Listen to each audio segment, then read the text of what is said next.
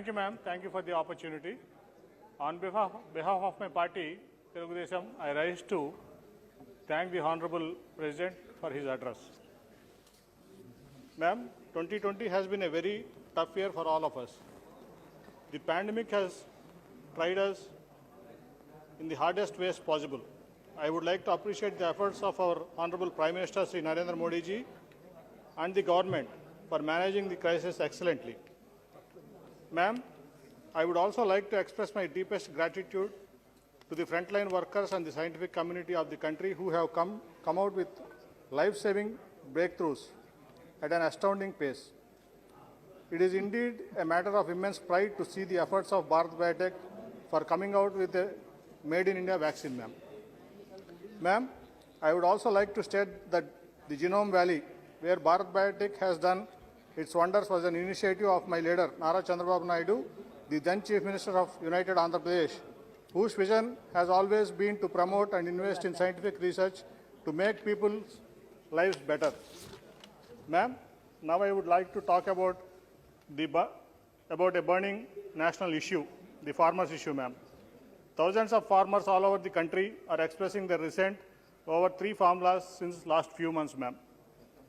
Confusing stance on the MSP, the APMC mandis and the dispute resolution mechanism have added to their grievances, added to the grievance of the farmers, ma'am. On behalf of my party, I request the government to address these issues with an open mind and engage with the protesting farmers in a constructive manner immediately. Ma'am, now I would like to bring to the notice of this August House about the 29,000 protesting farmers who have sacrificed 33,000 acres of their valuable land on the call of our leader, Mr. Chandrababu Naidu, for the construction of the state capital Amravati, for which Honorable Prime Minister Narendra Modi ji laid foundation. Their protests have entered their 418th day today, ma'am. The government has used the state police to brutalize and harass these protesters. They have used all sorts of tricks on them, but have not been able to break the conviction of the farmers, ma'am. Ma'am, this 3 capital proposal of Mr. Jagan Reddy is an illogical innovation which the state government is hell-bent upon pursuing, ma'am. Ma'am, now I would like to mention the burning issue in our state, ma'am, state of Andhra Pradesh. Ma'am, the recent decision of the Union Cabinet to privatize Visakhapatnam Steel Plant has invited sharp opposition from the people and also from all the political parties across the state, ma'am.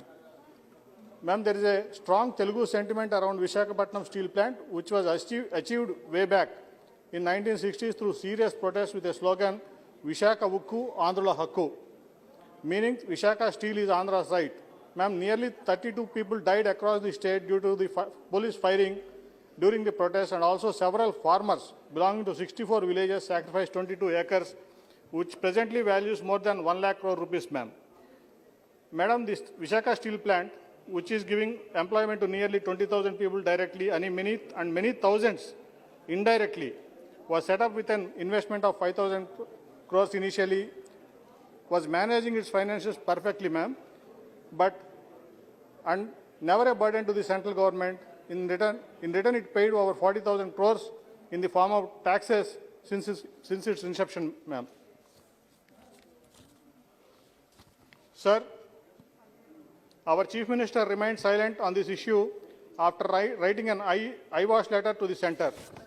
Hence, in this regard, I request the Honourable Prime Minister and the Finance Minister through you that the Government of India should roll back the decision, as there is no rationale in privatizing Vishaka Steel Plant, which is the pride of Andhra Pradesh.